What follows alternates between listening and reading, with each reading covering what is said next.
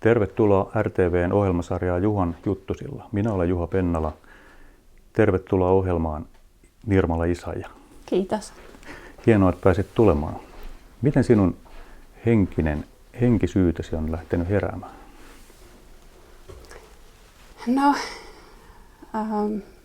mulla on ollut ihan niin kuin kaikilla oma matka. Ja ehkä joskus 18-19-vuotiaana mulla oli semmoinen niin kuin ensimmäinen kokemus, missä mun täti esitteli mut valaistuneelle gurulle Kanadassa. Ja se jotenkin aloitti semmoisen niin kuin havahtumisen, että mitä tää on. Ja sen jälkeen mä opiskelin Suomessa graafiseksi suunnittelijaksi ja sitten mä rahoitin mun opiskelut tekemällä mallintöitä noin 5 vuotta. Et mä olin Suomessa ja Italiassa ja Ranskassa ja mulla meni aika lujaa, voisi sanoa. Et sinä aikana mä en meditoinut tai joogannut, että mä enemmänkin niin kun keskityin semmoiseen niin kun ulkoiseen menestykseen. Joo. Ja tavallaan niin kun semmoisen niin kun toisen ääripään kautta, kun mulla tapahtui siinä sitten kaiken näköistä, että mä menin yhdestä uravanpyörästä toiseen. Mä aloitin sitten semmoisen niin kun design-uran ja hain kovasti menestystä ja tykkäsinkin siitä. Mutta sitten tapahtui niin, että se korttipakka romahti. Ja mun yritys, meillä oli semmoinen iso osakeyhtiö, konseptointitoimisto, 11 osakasta ja se teki konkurssin. Mulla tuli ero mun lapsen isän kanssa ja sitten niin kuin semmoinen oma kokemus työttömyydestä, jota kesti 2 vuotta ja sitten ihan masennusta ja ahdistusta ja mä en tiennyt, niin kuin, että mikä on pohjimmiltaan elämän tarkoitus. Ja silloin mä luin aika paljon, mulla oli semmoinen, niin kuin, että mä olin lukenut hirveästi, mutta mulla oli semmoinen niin kuin ihan selvä semmoinen niin kuin soul search. Ja se aina johti yksi askel toiseen. Mä kävin monella parantajalla selkäkivun takia ja tunnistin, että heissä oli tämmöinen valo. Ja mä halusin sen saman niin kuin itse, sen yhteyden siihen valoon. Ja sitten lopulta mä löysin askensiomeditaation ja siitä tuli se mun yhteys. Ja ne oli hyvin yksinkertaiset tekniikat, jotka mä opin ja mä sitouduin siihen meditaatiopraktiikkaan.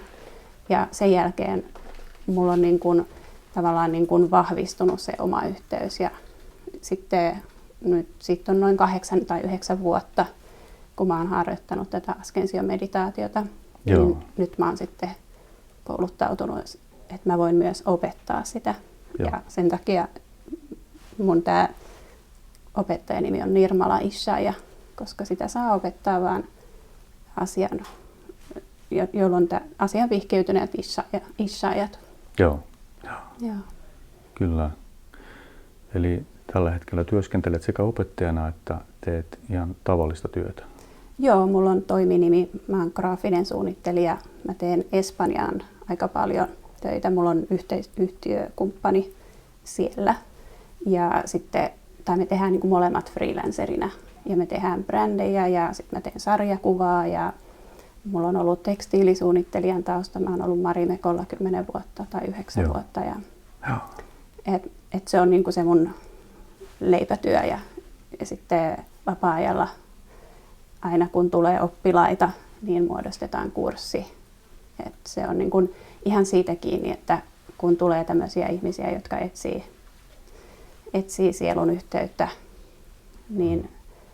niin tämä askensiomeditaatio on semmoinen niin kuin selkeä, toimiva tekniikka, joka sopii kaikille ihan taustaa ja ei tarvi uskoa siihen, että se toimii ja se saa edustaa mitä uskontoa tahansa tai olla ateisti ja ihan niin kuin ikää katsomatta.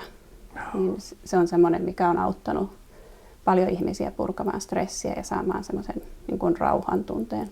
Joo.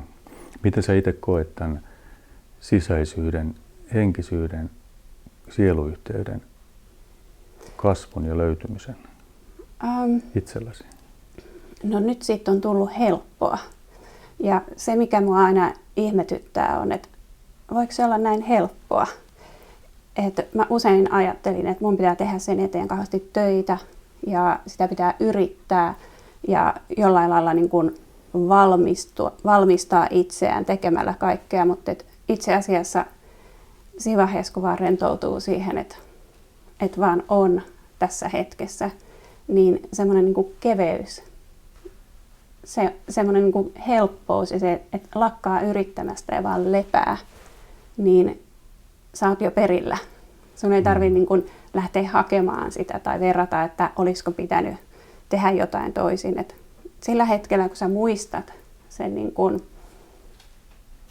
kuka sä oot, tai sä muistat sen, että on niin kuin mahdollisuus olla se, että se on itse asiassa sun synnynoikeus, niin se ei haittaa, mitä sä oot tehnyt, vaan se on siinä. Se on mulle aina ollut se, että mulle voi tulla yhä semmoista, että mä reagoin ympäristöön ja sitten mä niin kuin lähden joihinkin niin kuin draamaan mukaan. Ja sitten sillä hetkellä, kun mä oon, että hei, ei mun tarvitse, ja mä muistan sen niin kuin yhteyden ja mä käytän sitä tekniikkaa niin kuin silmät auki myös. Eli tämä askensijoita voi käyttää silmät auki ihan koko ajan. Joo. Niin se on se, että se matka on oivaltaa sitä, että sä oot jo täydellinen, sä oot jo perillä.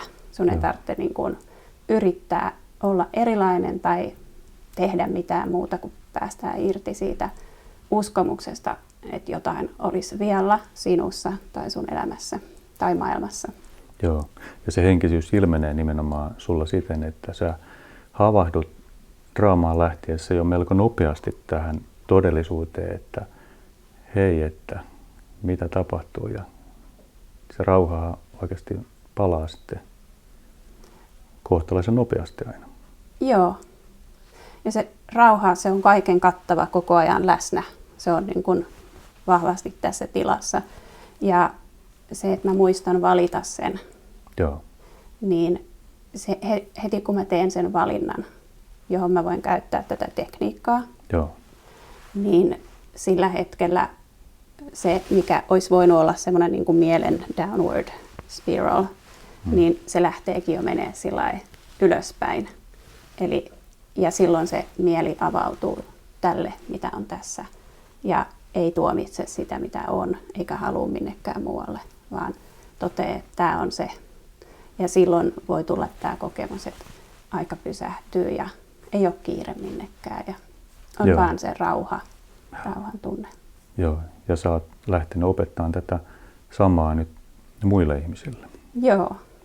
Mulla oli niin vaikea se oma tie, ja sitten kun mä vihdoinkin tunnistin eräässä vyöhyketerapeutissa tämän, Joo. ja hän kertoi tästä tekniikasta, niin mä tiesin, että mä halusin oppia tämän.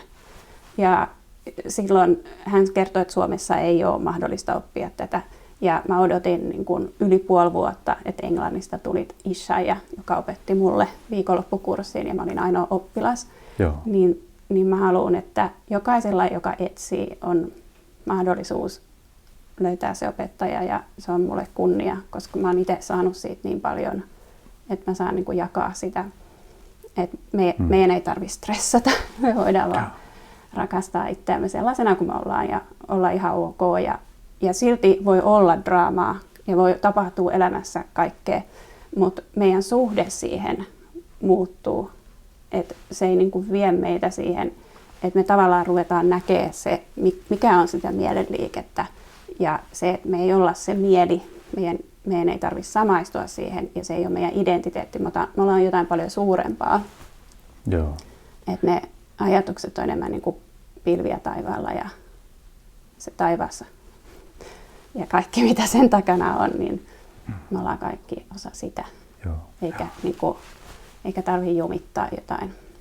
Ja siihen tarvii kyllä opettajan, koska me ei voida päästä vapaaksi mielen uskomuksista oman mielen avulla, vaan meillä pitää olla opettaja, joka on jo tehnyt sen matkan, joka auttaa meitä eteenpäin. Joo. Ja näitä opettajia on maailmassa nykyään enemmänkin. Ja nämä tekniikat on se mikä tavallaan aloittaa sen matkan. Ne tekniikat rupeaa purkaa niitä uskomuksia ja mulla on lupa opettaa näitä tekniikoita ja tunnistaa, milloin se mieli alkaa niin kuin jumittaa ja sitten mä voin lempeästi sanoa, että hei, palaa. Miten te tässä Ascension opettajien kanssa Suomessa saatte jaettua nyt tätä työtä? Onko teitä monta valtuutettua opettajaa tällä hetkellä Suomessa?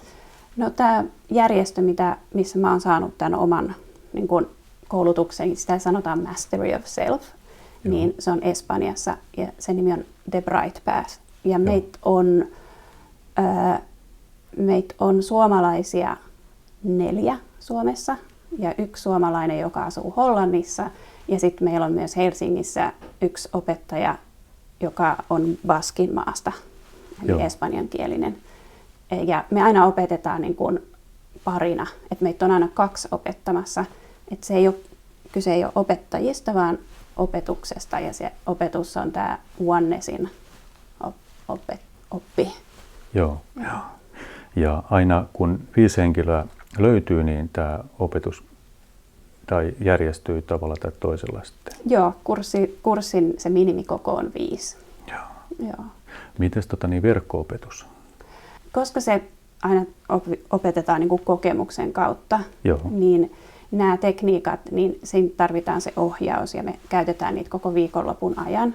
Mutta sen jälkeen, kun on käynyt tämän viikonloppukurssin, jonka niin kuin se on perjantai-ilta, lauantai ja sunnuntai, niin sen jälkeen, jos asuu vaikka jossain Lapissa tai sellaisessa paikassa, missä ei ole opettajia, niin meillä on myös kerran viikossa tämmöinen viikkopalaveri, mikä ohjataan Zoom-videopuhelun kautta. Ja sitten me tavataan Helsingissä kerran viikossa, jonne saa tulla meditoimaan yhdessä. Ja nämä on kaikki ilmaisia nämä niin kuin viikkopalaverit. Ja se ensimmäinen kurssi on maksullinen. Ja se on ihan sen takia, että se sitoutuminen on tärkeää, että sä tavallaan niin kuin annat arvon sille, että sä saat tämän opetuksen. Mutta sen jälkeen, kun sä oot käynyt sen kerran, sä saat käydä sen ihan ilmaiseksi loppuelämässä ajan ympäri maailmaa eri opettajien opettamana. Et mäkin kävin sen 13 kertaa sen kurssin ilmaiseksi sen jälkeen, kun mä olin kerran maksanut ennen kuin musta tuli opettaja. Joo. Aika hieno idea.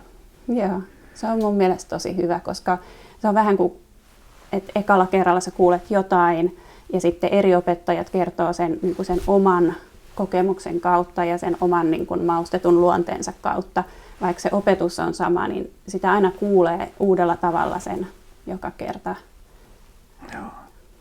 Onko Suomessa nyt kuinka monta suurin piirtein, jotka on käynyt tätä opetusta kurssin läpi? Saanut paljon kurssitettua?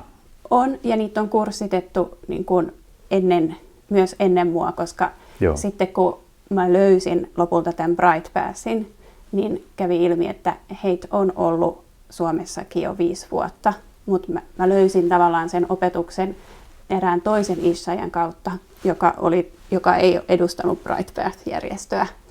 Eli aikoinaan 80-luvulla on ollut tämmöinen opettaja kuin MSI, joka on tuonut tuonut länteen nämä tekniikat. Ja hänelle on sanottu, että nyt näille tekniikoille ollaan valmiita lännessä ja tuottaa Oneness'in opetus tänne. Ja tämä opettaja, tämä MSI, on jo niin kuin lähtenyt täältä fyysisesti, mutta hänen oppilaitaan on sitten levinnyt ympäri maapalloa ja kaikki ei ole tämän Bright Path-järjestön. Et niitä järjestöjä tuli sitten, että mulle selvisi, että niitä on ollut Suomessa muitakin kuin tämä, joka sitten lensi mua varten Englannista. Joo. Ja mä en tiedä paljonko Suomessa on ascensoijia. Joo. Osa on semmoisia, että kun ne saa ne tekniikat, ne menee matkoihinsa ja käyttää niitä sitten loppuelämänsä. Eikä ne välttämättä tuu enää tai hae sitä opettajaa. Mutta jotkut on taas semmoisia, että ne haluaa sen mahdollisimman nopean niin kuin, avun. Niin, ja kokemuksen, että se kokemus on niin kuin mahdollisimman nopeasti sä muistat sen ja heräät tähän hetkeen. Mahdollisimman nopea herääminen. Niin semmoisia sitten, niistä meillä tavallaan on, niin kuin, että saa antaa yhteystietonsa ja heille lähetetään aina kutsu, kun järjestetään kursseja, jonne voi tulla kertaamaan tai advanced-kursseja tai sitten näitä viikkopalavereja. Joo, aivan mahtavaa, että jos niin kuin haluaa herätä mahdollisimman nopeasti, niin te annatte kaiken tuen. Kaiken tuen. Joo. Ja joskus tulee tämmöisiä, jotka haluaa kaiken ja ne haluaa, niin kuin, ja usein ne on semmoisia, että aika nopeasti niistä tulee sitten opettajia. Ne niin kuin haluaa tämän elämän aikana herätä. Joo. Aivan mahtava juttu. Käytätkö muuten tätä sun sarjakuvapiirtäjä ja taiteilija taustaa näissä esityksissä sitten kursseilla? Joo. Sulla on täälläkin flappitaulu, että katsotaan saanko sut piirtämään jotain.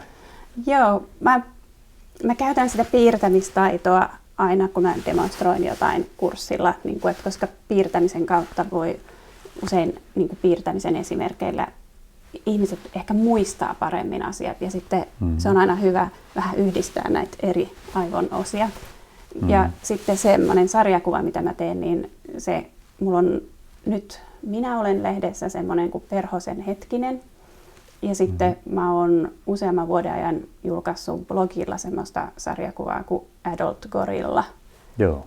Se on niin kuin www.adultgorilla.com, joka se lähtee siitä ajatuksesta, että me voidaan kaikki elää niin kuin aikuinen gorilla.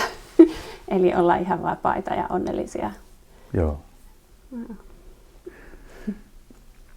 Oliko meillä tarkoitus, että piirrät jotenkin niitä asioita, mitä te opetatte, tai niistä jonkun tällaisen esimerkin? Joo.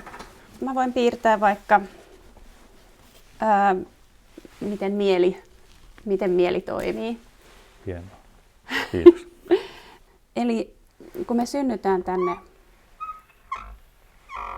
vauvana, niin voisi ajatella, että meidän mieli on vähän niin kuin tyhjä taulu. Eli me ollaan tässä, jos sä katsot vastasyntyneen vauvan silmiin, niin sä näet siellä sen tietoisuuden. Ja se on ihan puhdas tietoisuus. Siellä ei ole vielä semmoisia niin kuin uskomuksia, identiteettiä tai ajatuksia. Ja pikkuhiljaa kuitenkin tälle vauvalle alkaa tulla kokemuksia. Voi olla, että sen sijaan, mitä siellä vatsassa tapahtui, että kun siellä se ruoka tuli koko ajan, ei ollut nälän tunnetta, ja se äidin sydän oli siinä, ja kaikki oli tavallaan mukavaa, niin sitten kun se onkin syntynyt fyysisesti tähän maailmaan, niin se rupeaa kokemaan tavallaan semmoista, että kaikki tarpeet ei tule niin kuin heti korjattua. Eli äiti saattaa olla silittämässä tai puhelimessa, kun se rääkäsee, että nyt on nälkä. Ja voi tulla ihan tämmöinen uskomus, että minä itken täällä, miksei äiti tule. Äiti ei varmaan rakasta mua, enkä mä ole rakkauden arvoinen. Tämmöisiä, niin kuin, meille alkaa tulla tämmöisiä kerrostumia niin kuin mieleen.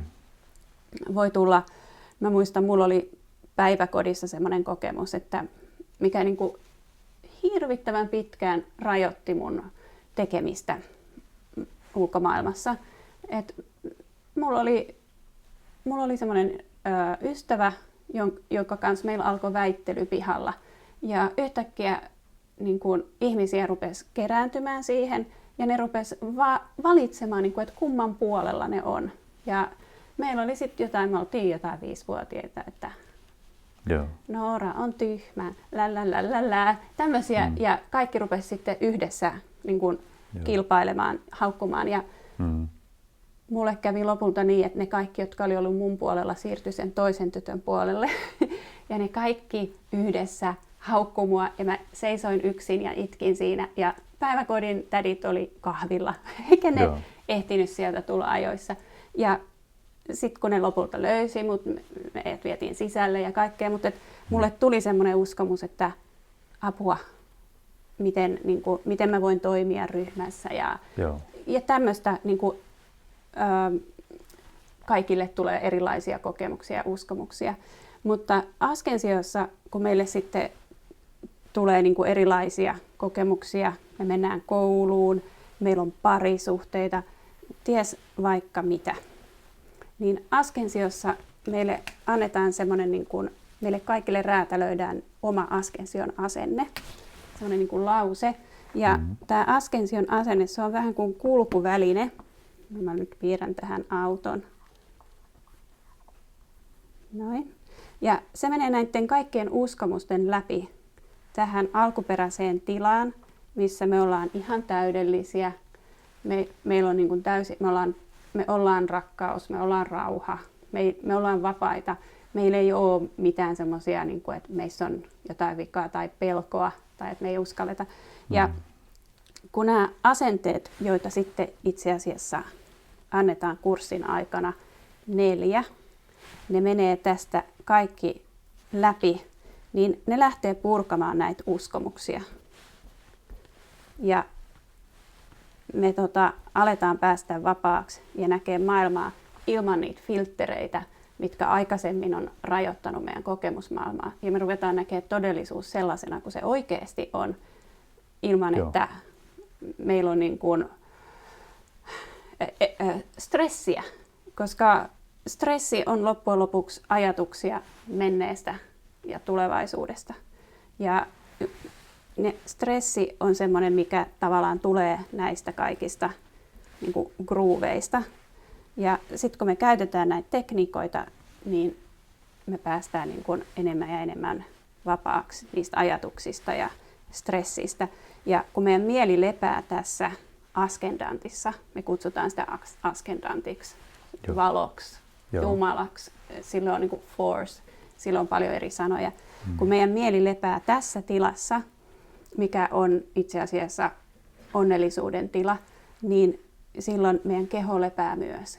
Ja kun meidän keho lepää, niin se lähtee paranemaan ja se purkaa meidän hermostosta sekä semmoisia niin kuin emotionaalisia että fyysisiä stressejä.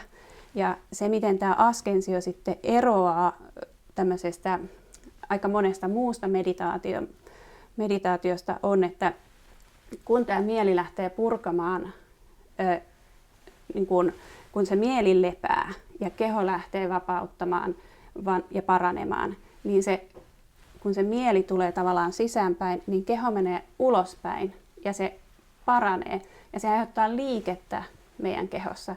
Ja tämä liike ilmenee ajatuksina ja sen takia ajatukset on ok. Ja kun me käytetään tätä tekniikkaa ja meillä tulee näitä ajatuksia, niin me ei yritetä, että apua, mä en saa ajatella, vaan me annetaan niiden ajatuksen liikkua siellä, koska me tiedetään, että siellä purkautuu stressiä.